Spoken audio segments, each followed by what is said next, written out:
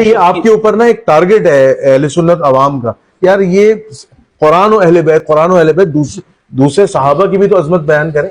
دیکھیں نبی صلی اللہ علیہ وآلہ وسلم نے اس امت کے لیے کیا چیز چھوڑے ہے؟ قرآن و اہل بیت یا قرآن اور صحابہ؟ قرآن و اہل بیت۔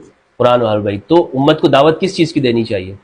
قرآن و اہل بیت کی۔ لیکن اچھا اس لیے نہیں میں ان کا ذکر نہیں کرتا ہوں کہ ان کے کوئی فضائل نہیں ہوں گے یا ان کو کوئی مقام و مرتبہ نہیں ہوگا۔ دراصل ہمارے معاشرے میں مذہبی طبقات نے اہل البیت کا ذکر ہی چھوڑ دیا اور ان کو یہ مخصوص کر دیا کہ یہ شیعہ کے ہو گئے۔ تو ایک سنی ہونے کی حیثیت سے میری ذمہ داری ہے کہ میں اہل البیت علیہ السلام کو وہ ذکر کروں کہ جو ہمارے طبقے نے چھوڑا ہوا ہے۔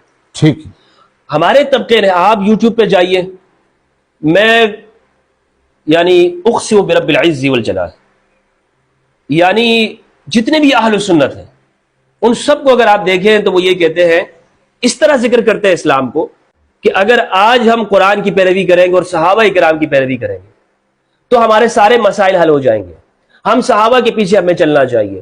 یہی وہ رستہ ہے کہ جس کو نبی صلی اللہ علیہ وآلہ وسلم نے چھوڑا، قرآن اور صحابہ، اس لیے ان کی سنت، ان کا عمل ہمارے لیے مشعل راہ ہے۔ اہل البیت کا نام تک نہیں لیتے یہ۔ اہل البیت کہاں پر ہے؟ جبکہ ایک بھی حدیث، جنید بھائی میں کئی عرصہ ہو گیا کہ ان کو کہہ چکا ہوں، مولویوں ایک بھی حدیث مجھے بتا دو جس میں پیغمبر نے فرمایا میں تم میں دو چیزیں چھوڑ کے جا رہا ہوں، قرآن اور میرے صحابہ، تم ہدایت پہ رہو گے، کبھی گمراہ نہیں ہوگے۔ کوئی موضوع روایت بتا دو، ایک روایت بھی ایسی نہیں ہے۔ جب ایک بھی روایت اس طرح سے نہیں ہے، روایت کیا ہے؟ اہل سنت کی تمام کتابوں میں، صحیح مسلم سے لے کر مسند احمد تک، ترمذی، ابن ماجہ، نبی صلی اللہ علیہ وآلہ وسلم نے حجۃ الوداع میں فرمایا، حجۃ الوداع کتنے لاکھ کا مجمع تھا وہ؟ 1,24,000 صحابہ کرام تھے۔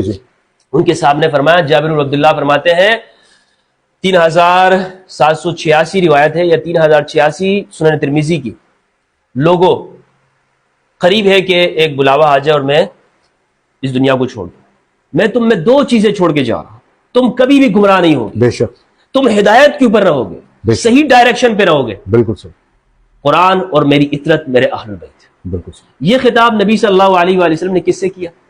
صحابہ سے کیا۔ جب اہل البیت صحابہ کے امام ہیں، جب صحابہ کو حکم ہے کہ اہل البیت کی پیروی کریں، تو مولوی صاحب لوگوں کو سچ اور حقیقت کیوں نہیں بتاتا؟